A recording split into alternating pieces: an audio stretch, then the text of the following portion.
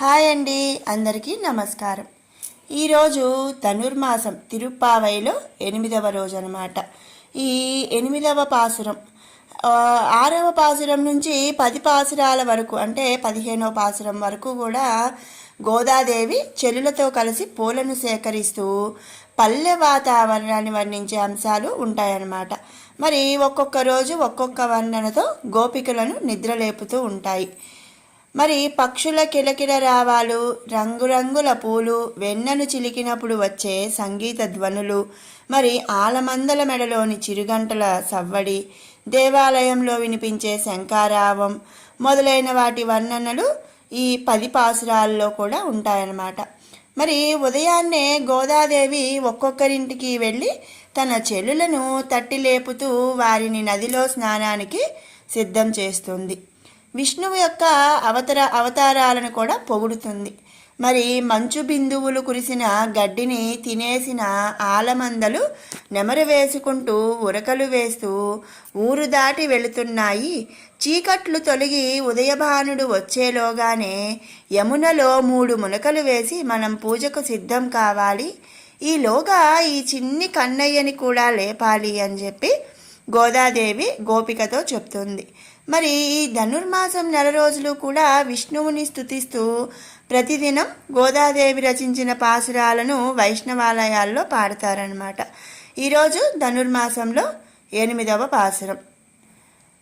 கீழ்வானம் வெள்ளென்று எருமை சிறு வீடு மேய்வான் பரந்தனகான் மிக்குள்ள பிள்ளைகளும் போவான் போகின்றாரே போகாமல் காத்துன்னை கூவான் வந்து வின்றோம் கோது கலமுடைய பாவாய் எழுந்திராய் பாடிப்பறை கொண்டு மாவாய் பிளந்தானை மல்லரை மாட்டியா தேவாதி தேவனை சென்று நாம் சேவித்தால் ఆవాన వెండ్రారాయిందరులేలో రెంబావాయ్.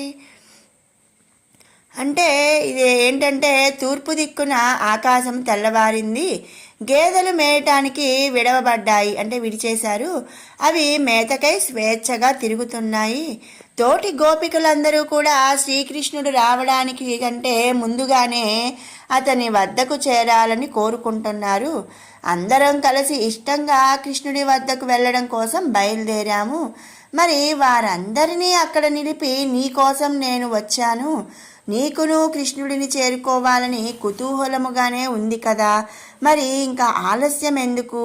లే, ఆశ్వాసుర రూపుడైన కేసిని చానూర ముష్టికాదులను చీల్చి చెండాడిన శ్రీకృష్ణుని సన్నిధికి పోయి మన నోమునకు కావలసిన పరై అనే సాధనమును పొందుదుము అని గోదాదేవి ఒక గోపికని చెప్తూ లేపుతుందన్నమాట.